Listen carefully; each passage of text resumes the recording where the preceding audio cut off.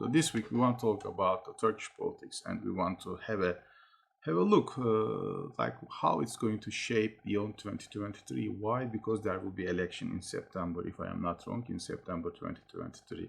If there will be no, let's say, snap elections. So as usual, there are only two scenarios for Turkey.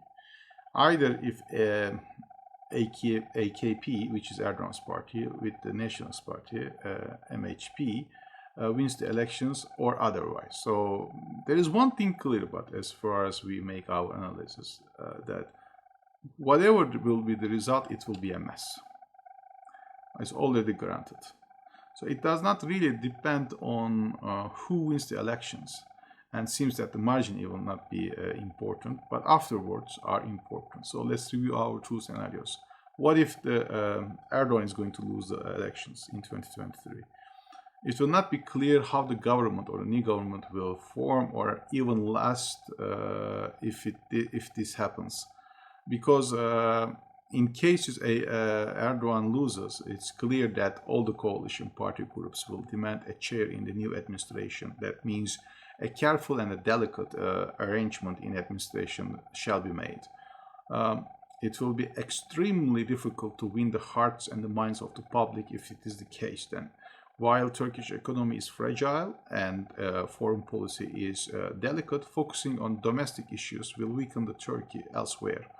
But it is almost for sure clear that if this scenario comes through, this is how it's going to be. Almost we are believing it is going to be a problem, at least for the after the elections, like 3 to 6 months. Then the coalition parties, let's see what they are talking about at this moment. The coalition parties all have similar sayings or commitments, such as investigating the coup in 2016. The coalition parties, let's say, also demand that there will be investigation for the charges of corruption, Islamic conservatives' involvement in army and the government or administration, restoration of democracy and justice systems should be also reinhabilitated, and implementing new economic structural programs. This is what they are saying in common.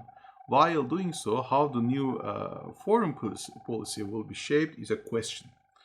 Although coalition parties have disagreements with the current administration foreign policy, they don't have also mutual understanding within itself.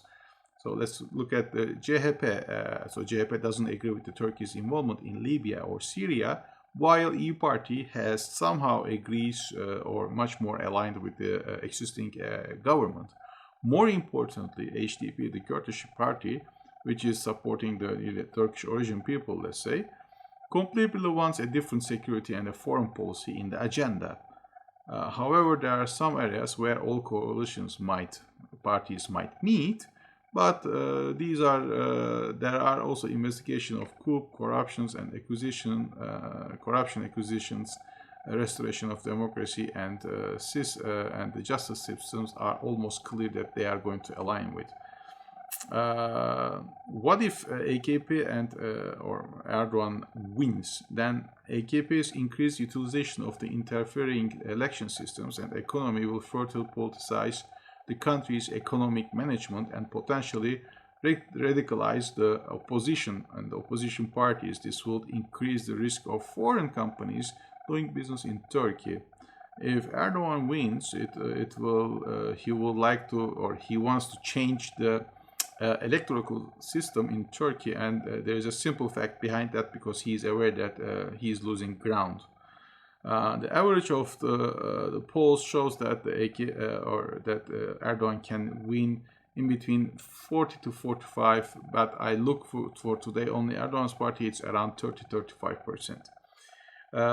If any election takes place at this moment. Therefore, AKP wants to change the electoral systems, which would make it more difficult for the opposition's party to compete with the imposing restrictions. Moreover, Erdogan wants to change the threshold to better suit for splinter factions like DEVA and Future Party in order to reduce the potential political threat from those fractions.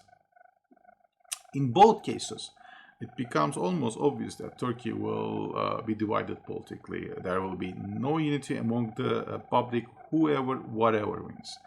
Economy will be disturbed greatly in both cases. In any cases, there will be a very trembling political environment for the next decade, or until a new leader emerges in Turkey. Now, and maybe that's what Turkey needs to seek for, a new leadership and a new way, let's say.